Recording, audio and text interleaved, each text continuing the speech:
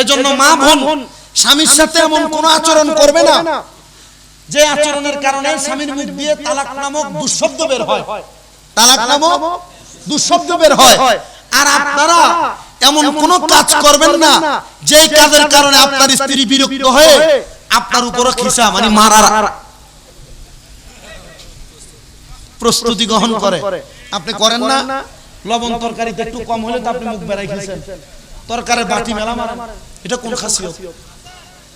কি আছে না বফিরাই এমন লোক কি এলাকায় আছে কিনা? এমন বহু লোক আছে কি ভাই, এগুলা বলে না, আছে না এমন বহু লোক? আপনাদের কি কষ্ট হচ্ছে বাবা? আমি কিন্তু আমার ওয়াজ শেষ করে গোছাই ফেলতেছি, শুধু আপনাদেরকে মাসালাটা বলার জন্য একটু সময় লেট করলাম। আপনাদের কষ্ট হলে বিদায়। কবর ফুট লইছেনি? ঠিক আছে আলহামদুলিল্লাহ। আগামীকালকে মাহফিল ব্রাহ্মণবাড়িয়া, কুমিল্লা থেকে এখানে আসতে 5 ঘন্টার উপরে, প্রায় 5.5-6 ঘন্টার মতো সময় লাগে যায়। তবুও চেষ্টা করেছি তাড়াতাড়ি আসার জন্য। আমাকে ওই যে ছেলে দেখে আমাকে রানীরহাট থেকে ওইখান থেকে কল দিছে আমাকে। আমি বললাম আপনি কোথায়? হুজুর আমি তো রানীরহাট। আপনি কই? আমি তো রানীরহাট। তে আমার সামনে দিয়ে হাইটা গেছে।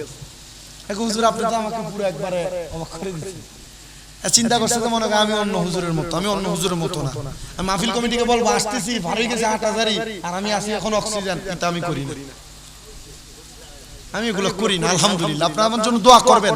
আমি চেষ্টা করি মাহফিলে নির্দিষ্ট সময় যাইতে, মাঝে মাঝে লেট হয়ে যায়, লেট করি না কত। আল্লাহ আল্লাহ এই দিকটা যেন ওয়াদা, এই জবান যেন ঠিক রাখতে পারি। আপনারা দোয়া করবেন না আমার জন্য? আপনারা আমার 3টা জিনিসের জন্য দোয়া করবেন। আমি আপনাদের কাছে অস্বাভাবিক অবস্থায় আসছি। আমার আম্মা ঘরে পিএলআইডি অপারেশন হয়েছে, হাঁটতে পারে না। আমার আম্মা পিএলআইডি অপারেশন হাঁটতে পারে না। আমি নিজে প্রথম 2 মাস আমার আম্মার, আজকেও বলি আমি আমার আম্মার প্রস্রাব পায়খানা পরিষ্কার করি। আমি আজকেও আমার আম্মা যে 2 মাস বেশি অসুস্থ, আমার আম্মা যে খাটে ঘুমাইছেন আমি আম্মার পাশে নিচে শুয়েছি। আমি আমার রুমে ঘুমাই না এই 2 মাস, একদিনের জন্য ঘুমাই না আমি আমার পাশে। দ্বিতীয়ত আর আমার আম্মার জন্য 1 নাম্বার দোয়া করেন আমার আম্মা যেন অতি তাড়াতাড়ি হাঁটতে পারে। 2 নাম্বার একটা দোয়া করবেন কখনো যেন মিথ্যা এবং ওয়াদা খেলাফ আমার জবান দিয়ে না হয়।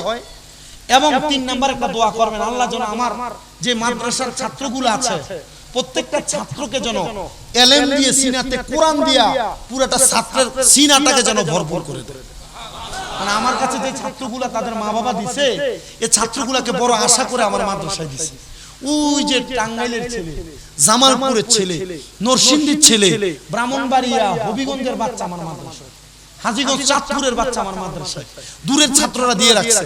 আমার এতটুকু ইচ্ছা আমি মারা যাওয়ার পর আমার আমল আখলাক দিয়া আমি জান্নাতে যাইতে পারবো না, তবে আমি আমার যে ছাত্রদেরকে কোরআন শিখাচ্ছি এদের দোয়া দিয়ে আমি জান্নাতে যাইতে পারবো, আমার বিশ্বাস আছে। আপনারা দোয়া করবেন না? দোয়া করবেন না? আমার 3টা দোয়া, এই 3টা দোয়া আপনাদের কাছে চাই, আল্লাহ কবুল করেন, পড়েন আমিন। তো হযরতে মকবুল আহমদ শারহিনদের কথা বলতেছিলাম। মকবুল আহমদ শারহিন পরিবারকে সময় দিতে, বউ মারা গেছে আর কি করে নাই, বিবাহ করে নাই। তো মকবুল আহমদ শারহিন বলে যখন আমি বিবাহ করলাম না আমার বয়স 85। বয়স কত? আমার বাচ্চার বয়স 16। এ 16 বছরের বাচ্চা, এর মাঝখানে অনেক লম্বা ঘটনা, বাচ্চা দেয় নাই অনেক দিন। এ তাহাজ্জুদ পরে বাচ্চা চাইছে, আল্লাহ বাচ্চা দিছে। সুবহানাল্লাহ বলেন। তাহাজ্জুদ পরে বাচ্চা চাইছে, আল্লাহ বাচ্চা দিছে। স্ত্রী ইন্তেকাল করেছে, ইন্তেকাল করার পর আর বিবাহ করে নাই। ওই 16 বছরের ছেলে বলে আমি আমার আব্বাকে কখনো দেখি নাই তাহাজ্জুদ নামাজ কাজা করতে, কখনো দেখি নাই 5 ওয়াক্ত নামাজের পরে দুরূদ শরীফ তারা থাকতে। আমার আব্বাকে প্রত্যেকদিন দেখতাম ঘুমাইতে যাওয়ার সময় আমার আব্বা জান দুরূদ পড়ে ঘুমায়, কিন্তু একদিন আমিও ঘুমাইলাম, আমার আব্বাও ঘুমাইছে, হঠাৎ করে দেখলাম আমার আব্বা ঘুম থেকে জাগ্রত হয়ে গেছে। আমি জিজ্ঞাসা করলাম বাবা আপনি কেন রাত্রিবেলা ঘুম থেকে লাফ দিয়ে উঠলেন, আপনার কারণটা কি আপনি আমাকে বলেন। উনি বলেন অন্য কোনো কারণ না, আমার নবী রাহমাতুল লিল আলামিন নবী আমি মকবুল আহমদ শারহিনকে ডাকতেছে আমি যেন মদিনায় ফিরে যাই।